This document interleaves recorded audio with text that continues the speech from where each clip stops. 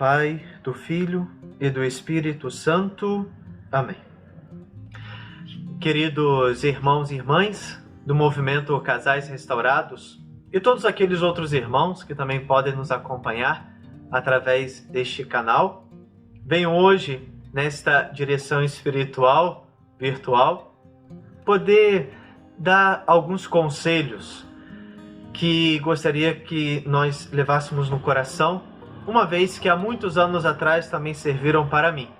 Obviamente como jovem, buscando o sacerdócio, mas acredito que são virtudes que todos nós precisamos ter, mas que diretamente para os casais são essenciais para uma vida de acordo com a vontade de Deus. Então, essas virtudes são paciência, perseverança, piedade, pobreza e pudor.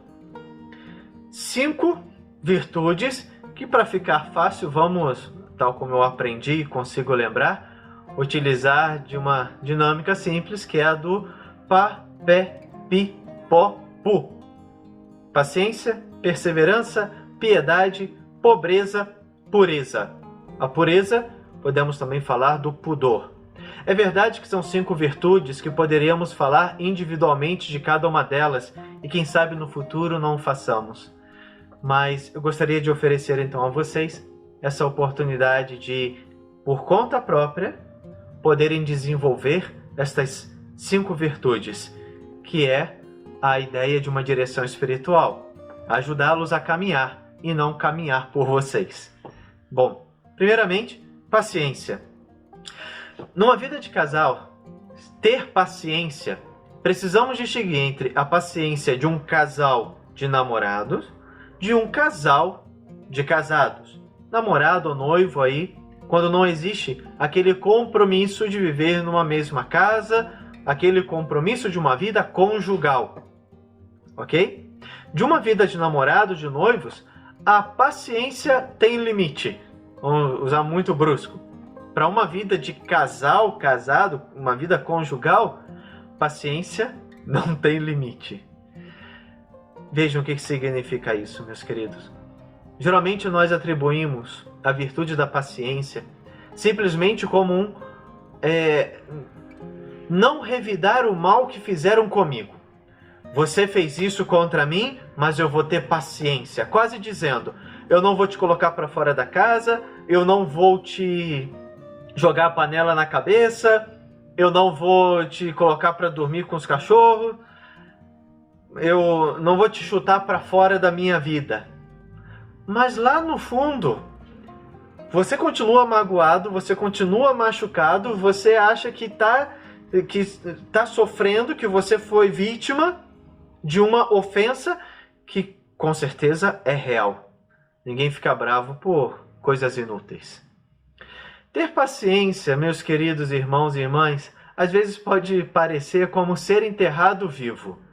Tá bom, ter paciência.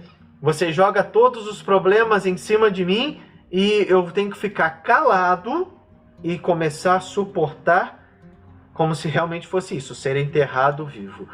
Não, não é isso. Em uma vida de namorados, a paciência vai ter limites. Até porque eles estão discernindo um tempo. Eles estão vendo se são capazes de estar juntos por muito tempo. Então vão suportar até certo ponto um erro, uma miséria, uma dificuldade, um temperamento e podem dizer, olha, eu não suporto isso. Eu não quero mais. Basta. Bom, isso é uma coisa e que é muito próprio do tempo de namoro. Depois de casados, irmãos e irmãs, ter paciência não é simplesmente dizer, olha, faça o que quiser e eu vou suportar. É muito além. É você entender que quando você se casou, o que fala a Sagrada Escritura, já não são 2, mas um só.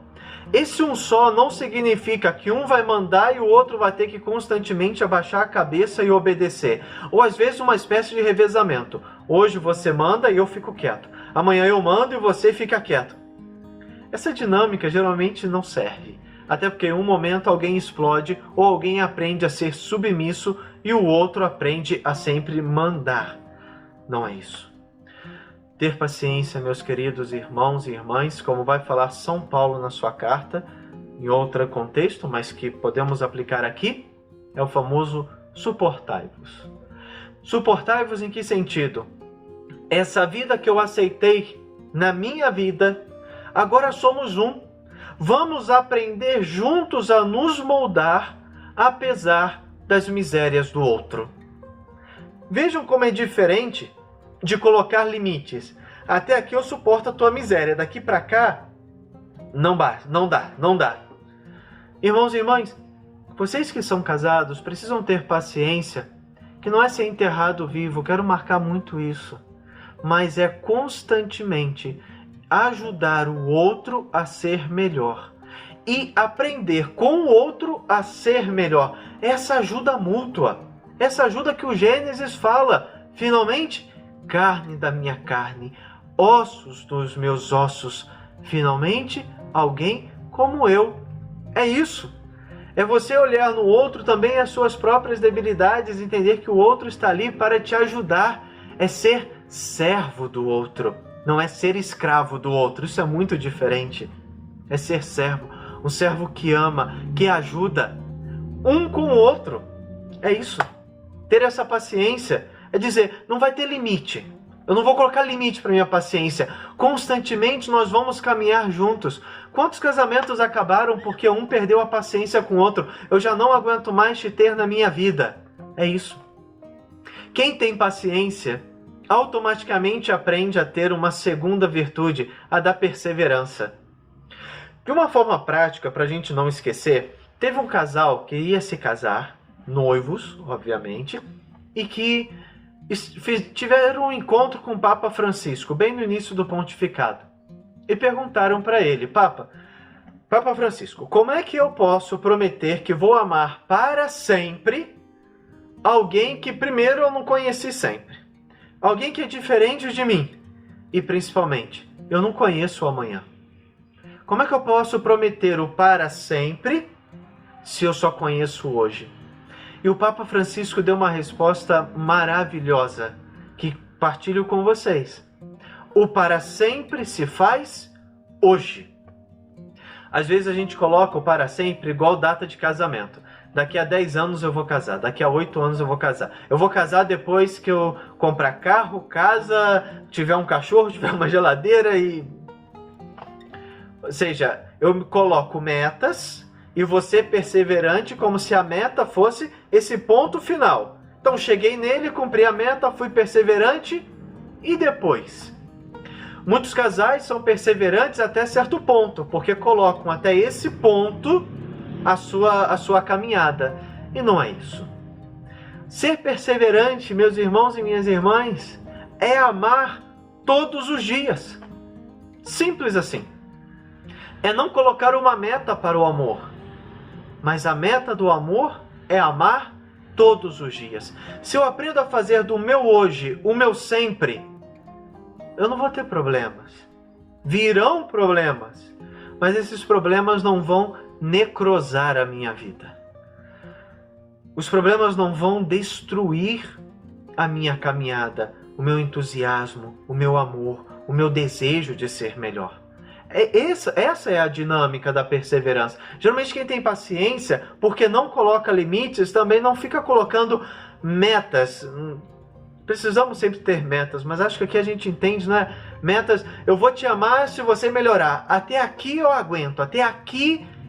Não. Eu não posso ser perseverante até aqui. Eu tenho que ser perseverante até a eternidade. Mas a eternidade começa aqui, começa hoje. Começa na tua vida de casado. Muitos casais desistem porque não são capazes dessas duas coisas simples, difíceis, mas simples. Ter paciência e ter perseverança. Nem são pacientes para ter perseverança, nem são perseverantes para terem paciência. Qual é o erro de ambos? Colocam limites e não aprendem com o outro e consigo a amar, a serem melhores. Mas é verdade que ninguém consegue sozinho. Ninguém pode sozinho. Daí a piedade. A piedade é como esse combustível que ajuda todos os dias em todas as decisões de cada momento. Só pensar em Jesus Cristo.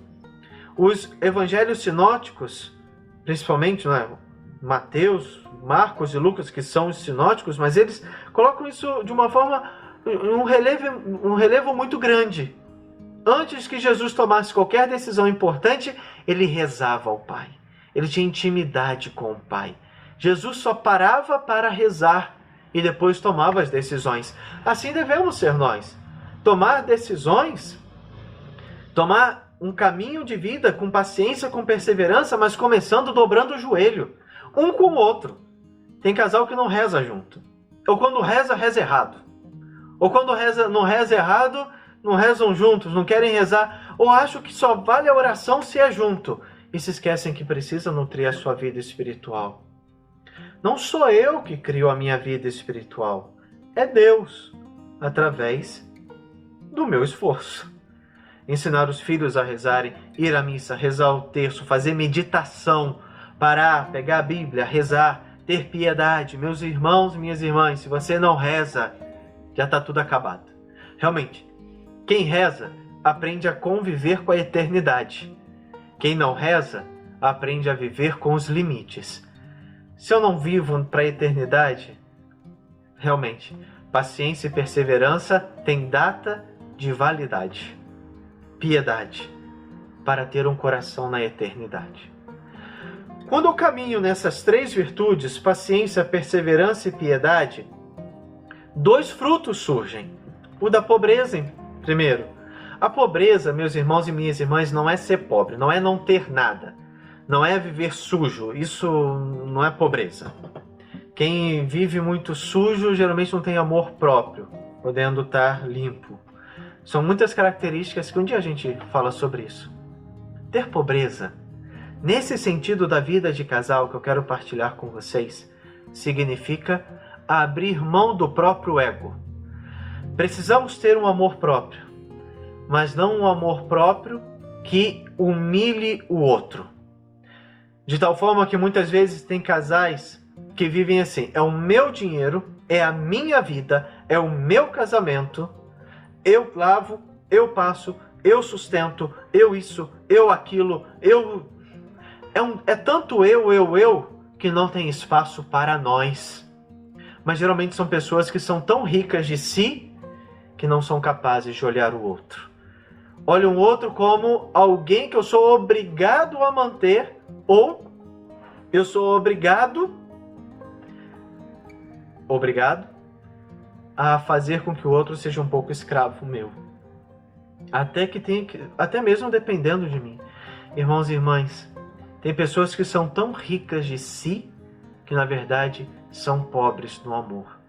Aprender a abrir mão de si é o maior gesto de pobreza. Jesus era pobre. Os pobres são aqueles que confiam em Deus, não nas suas próprias mãos. A vida de casamento precisa ser uma vida pobre. Não só em questões materiais, mas aprender a ter o essencial. E se o essencial não começa por Deus, é um casamento fadado ao fim. Você é pobre? Realmente você é pobre? Penso que todos nós precisamos ter essa pergunta todos os dias. E no final, a pureza. A pureza também pode ser chamada de pudor, nesse sentido aqui, que é saber olhar para o outro como alguém, não como uma coisa. Numa vida de casado, o sexo faz parte de uma forma tão bela e tão bonita, mas isso não é tudo. É saber amar o outro, é saber conhecer o outro pelo olhar, é passear com o outro, é saber viver com o outro e não viver momentos com o outro. Como isso é importante numa vida de casado. Quem sabe viver com o outro, até na distância, mantém o amor e sabe que os seus pensamentos volta e meia pensam nessa pessoa. Às vezes os casais eles têm uma tendência a pensar que a pureza é apenas um aspecto, mas não é um aspecto. Na verdade, a pureza é a coroa do casamento. Queridos irmãos e irmãs, a pureza é a coroa dessas outras 4 virtudes. Sejamos fiéis, sejamos firmes. Com essas virtudes, eu como padre, vocês como casados. Jovens que desejam um dia seguir a vocação matrimonial. Sejamos pacientes, perseverantes, piedosos, pobres e puros. Deus há de nos dar as suas graças e vocês terão sempre a graça de Deus na vida. Que Deus os abençoe e Nossa Senhora Aparecida interceda por vocês. Em nome do Pai, e do Filho, e do Espírito Santo. Amém.